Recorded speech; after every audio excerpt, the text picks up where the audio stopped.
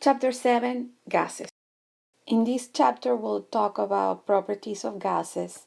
We'll discuss gas pressure, and we'll discuss several laws for the gases: Boyle's, Charles, Gay-Lussac, combined gas, Avogadro's, and the ideal gas law.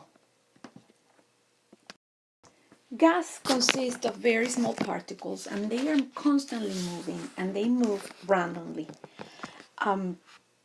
There is no attraction force between two particles of gas, and they are very, very tiny. Gases are going to be described using four properties. First property will be pressure, and we'll use P for it. Volume, we'll use V. Temperature, T. And amount of gas, we'll use moles, and we'll use N for it. The first property, pressure. What is pressure? Pressure is the force acting on a specific area. The units of pressure that we're going to deal with are ATM, millimeters of mercury, and torr.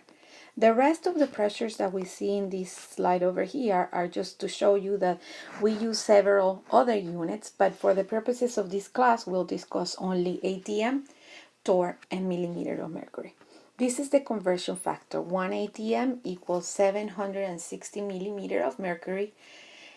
1 ATM equals 750 torr. So the first problem is two conversions. Number one, we're going to go from 475 millimeters of mercury to ATM. For that, we set up our conversion. We have millimeter of mercury, and we want to go to ATM. So we're going to use a conversion factor that places millimeter of mercury here and ATM here. 1 ATM, 760. So we do our calculation, and we end up with 0.625 ATM. Let's do the second one. We have the pressure in 2 ATM, and we want to convert that to millimeter of mercury. So what we do, we set up the problem the same way. We are 2 ATM, and we're going to place ATM here so they can cancel out. Millimeters of mercury on the top, 1 ATM, 760. We do our calculation, and we end up with 1,520 millimeters of mercury. What is the atmospheric pressure? The atmospheric pressure is the pressure exerted by a column of air from the top of the atmosphere to the surface of the earth. We see lower we are, sea level, the pressure is 1 ATM. If we are higher in elevation, the pressure is lower.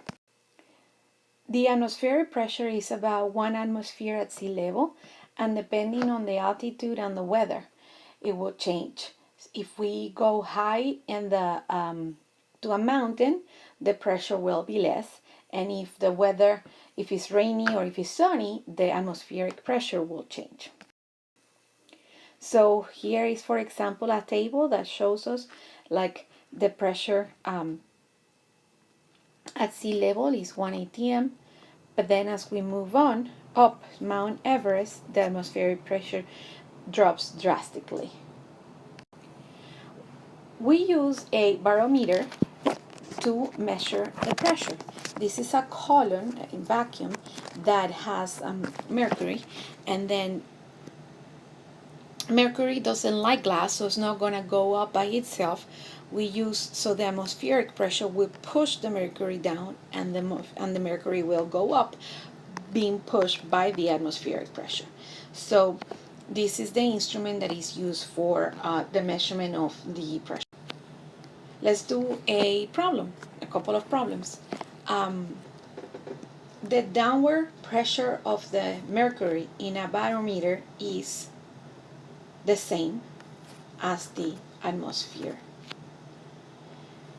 The next one, a water barometer is 13.6 times taller than the mercury. the density of the mercury is here, and that is because, well, that's because water is less dense.